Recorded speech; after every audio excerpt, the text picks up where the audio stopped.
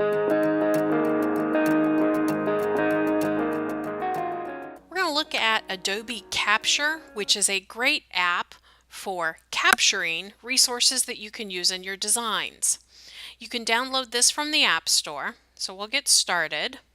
And the first thing you need to note is that I am logged in with my Adobe ID, and this is a free Adobe ID, so you don't have to be a subscriber. If you are a Creative Cloud subscriber, this means that all of your content will sync automatically to your libraries when you are logged into Creative Cloud. So if you're not logged in, you would just tap this section. That's where you log in. You also have libraries that you can access. So these are all of my Creative Cloud libraries that I have, or I can create a new library to place my content in and just toggle between whatever libraries I want to use. Along the top here, you can see the different categories that we have to work with. And we're going to look at two specific captures today. So the first type of capture is the type. So if you've ever seen a font and you're wondering, gosh, I wonder what that font is, this is a great resource for you. And it's going to sync, if you're a Creative Cloud subscriber, this will sync via Typekit so you can get that exact font, or you can find a close match. So I'm going to access my camera, and I'm going to position my capture over my text, and I'm going to select it, and it's going to pull possible fonts that might be. So you can see I get several different options, and when I decide, okay, I really think that this was probably, or that Mr. Eves, I can select that and save that. And so when I save it to my demo, it's going to sync that exact font. And I can use that in the design on InDesign, anywhere that I have my Creative Cloud synced. The second type of capture I like to use is colors. So let's say that I see a poster and I'm like, gosh, those colors are a great combination. How do I use those? Again, select my camera, and I can just position my camera over a design. I can rotate it any way I want, zoom in and out, and so when I have it, I can go ahead and shoot that, and there's my capture that I just took. I can change my color rule. I can go back to this image, and here I can move these around. So if I want to tweak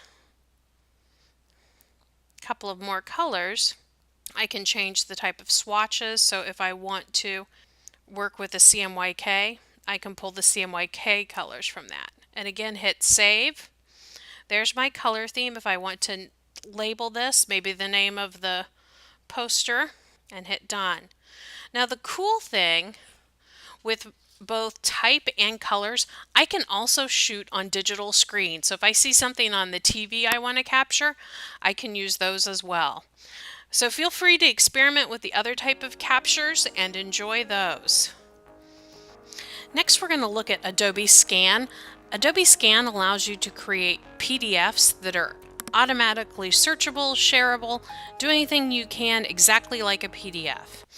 So we're going to go ahead and select the Adobe Scan app available on your App Store, and I'm logged in under my Adobe ID. I'm going to access the camera feature, and I can either auto capture with auto capture on, or I can leave auto capture off. And the cool thing is that even though you see that floating blue box, it's actually going to shoot the whole image. So I can crop that later. So I've got one page, and then I'm going to take a second page, and we've got those both selected. So now I'll go in and edit this. First thing I can do is change the name. So these are Tech Tips. And you see it cropped a little weird, but all I have to do is select the crop tool. I go back to the original image and just recrop that. Same with the second page. crop that and just adjust this so I get that full document in there, and hit check on that. And so you can see it captured both pages in the same document. And from here, I can go ahead and save that PDF. And it's right here with all of my other scans. And so let's open up. This is one of my favorite ways to use Scan, is when I go to meetings to have it capture my meeting notes. So let's look at that search feature. So I know we talked about going to Hays. When are we going to go to Hays? Search the term Hays, and there it is. It highlights that, so I can go to that exact section in the document. I can also share. Hit the little share button. I can share a link, I can email, I can send someone a copy. So all of these PDFs are usable for you or for others. This video is going to jump right into Lightroom CC. So Lightroom CC is available as an app for free without a cloud subscription. But if you're a cloud subscriber, you can also access the Lightroom CC desktop app, and then your photos will seamlessly sync between the app on your mobile device and your desktop. So a great solution for editing photos on the go and on your desktop device. So here in our default view, you see that we have all of our albums that are set up, as well as an access to all of our photos. So you can click that, see that.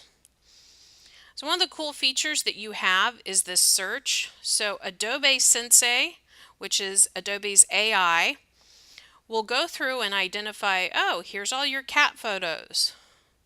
Yes, I have a lot of cat photos. I can also choose to shoot a photo through Lightroom, and it captures a DNG file. Why is that special? That's a digital negative file.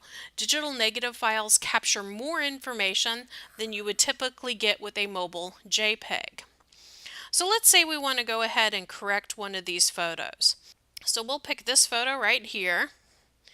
And I'm not really too happy with the composition, so I can choose my crop in a little tighter, and just play with that crop until I have what I like. And I'm pretty happy with that. Notice I can straighten, rotate, etc. Hit the check mark to apply that. Now I want to do some correction on the light. So if I scroll at the bottom, I can always use the auto feature, which is going to kind of get me started, or I can dig in on my own. So I'm going to kind of decrease my exposure a little bit, and I actually want a little more contrast. I'm going to take down some of those highlights again, and with color, I'm going to warm this photo up just a little bit. There we go. Pop the green on those eyes. Over in effects, I can make those whiskers pop a little bit more. Decrease the haze. By the way, dehaze is great to use for landscape. Can really bring out those details. And if I want to get fancy, I can add a little vignette to this photo, either black or white. Scroll on down. One of the other things I'd point out is your presets. So presets would let you auto apply a certain look to a photo. So let's say I'm happy with that look. That looks really cool. Now I can take that photo. I can save this version out to my camera roll. I can save to files. I can change what I'm editing in, hop it over to edit in Photoshop, or I can share it to people. So I'm just going to save that to my camera roll at maximum available, and it's ready to go. Now if I want to keep working with this photo, but I kind of want to start over, I can hit the reset, and I can choose anything that I've added. So I'm going to say all. And now I've just reset that photo to where we started, so I can make a new set of edits to that and get started. And that is Lightroom mobile app. Let's take a look at SparkPost. So SparkPost is a mobile app, free for anyone. It can also be accessed via the web on your desktop or laptop, and that address is adobe.spark.com. We're going to look at the mobile app today. And again, I'm logged into my Creative Cloud account, but this is a free tool. So as long as you have a free Adobe ID, you can use it. So the landing page is going to give you different templates that you can look at and select and start to use, or you can choose to start your own by hitting that plus mark and deciding what you're going to use. So let's say that I am going to just start with a solid color because I don't quite know what I want. My next choice is, where do I want to send this? What do I want this size to be? I can even choose a custom size. So if I wanted to create something for, say, a video, that'd be 1920 by 1080. And I'll hit done. So this would be good for digital monitors. I'm going to hit done. And it's bringing in text for me to get started with. To access that text, I just double tap it, and I can change the font, I can change the color, I can change the shape of the text, if I want to have a shadow on it, what the size of my text will be, how it's going to align, what my spacing is going to be, and if I want to kind of blend it to the background. And then I can use the style to kind of just change the feature. Next, I can look at the overall design of my template. So let's say that, I kind of like this little design, so I'm going to use this design. Hit done.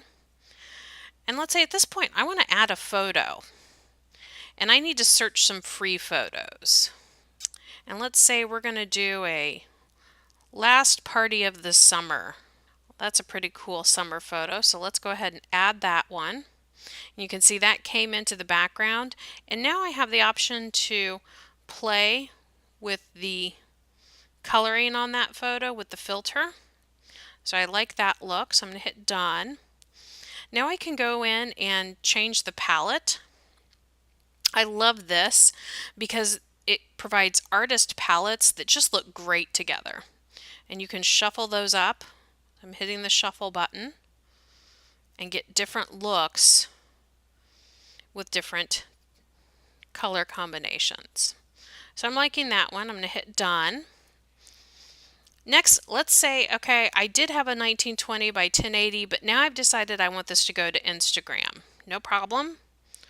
I'll hop over to Instagram. And I can move my photo around. I can change the layout again. I can change the spacing, add a border.